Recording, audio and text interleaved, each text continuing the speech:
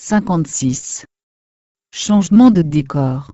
Les recherches, les études et les expériences sur le sujet indiquent que la représentation du monde dans lequel nous évoluons émane du cerveau.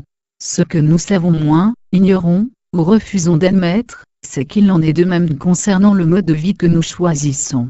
Notre conception de l'existence s'est forgée patiemment, quotidiennement, par petites touches issues de l'éducation, des modèles observés, des réactions provoquées suscitant l'imitation ou le rejet. Au fil du temps, le cerveau fera son miel de ces différents éléments, tissant une trame solide et durable. Exemple: les premiers décors.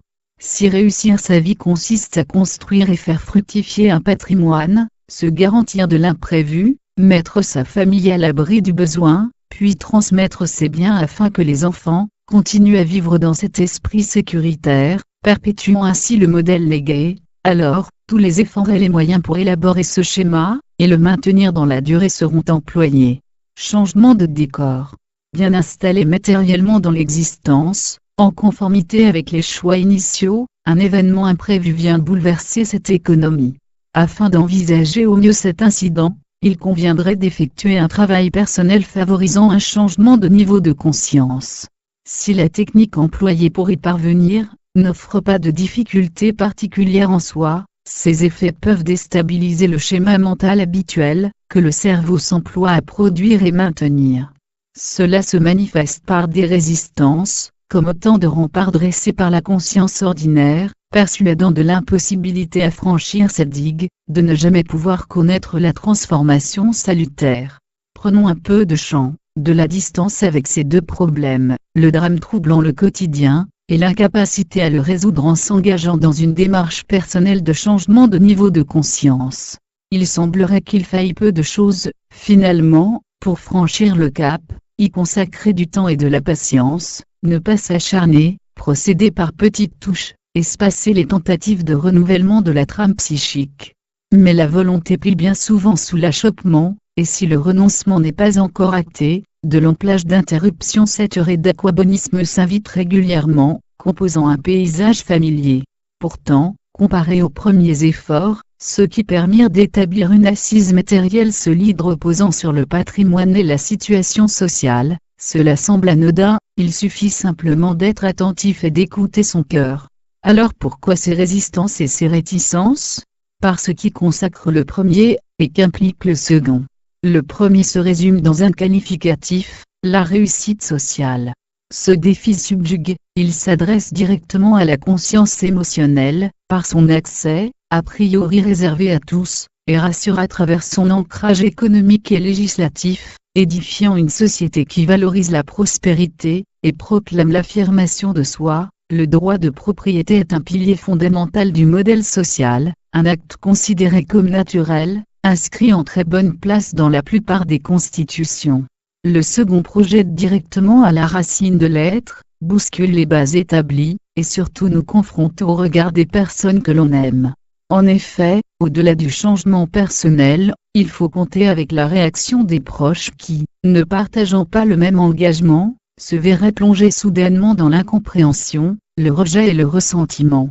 En soi, être attentif n'implique pas un effort surhumain, mais lorsque cette attitude ouvre la conscience, la défriche, en dévoile certains aspects, cela peut être rude à supporter, notamment si l'amoindrissement de l'attention favorise l'intrusion de la conscience émotionnelle. La richesse, les possessions ne sont pas des obstacles insurmontables au changement de niveau de conscience, mais constituent un véritable paradoxe en la circonstance.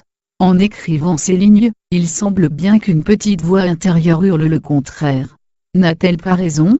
Il s'avère que les faits qui, rappelons-le, sont têtus lui apportent un soutien appuyé. Alors, la solution dans le paradoxe évoqué, dont la fonction est de réfuter les idées reçues. Véritable clé de voûte assurant le maintien et la domination dans un modèle sociétal fondé sur le matérialisme et l'affirmation de soi, la richesse marque, appuie la différence entre les êtres, et cela peut être le point de départ d'une prise de conscience.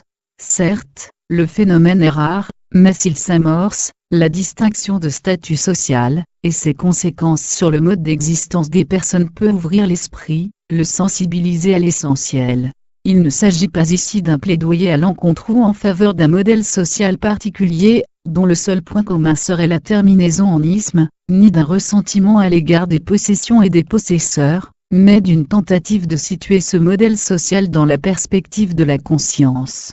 En soi, la richesse et les possessions ne constituent pas des obstacles définitifs au changement de niveau de conscience, ce qui laisse résulte de l'attachement qu'ils provoquent, de ce lien psychique puissant qui retient la conscience au modèle sociétal axé sur la réussite matérielle.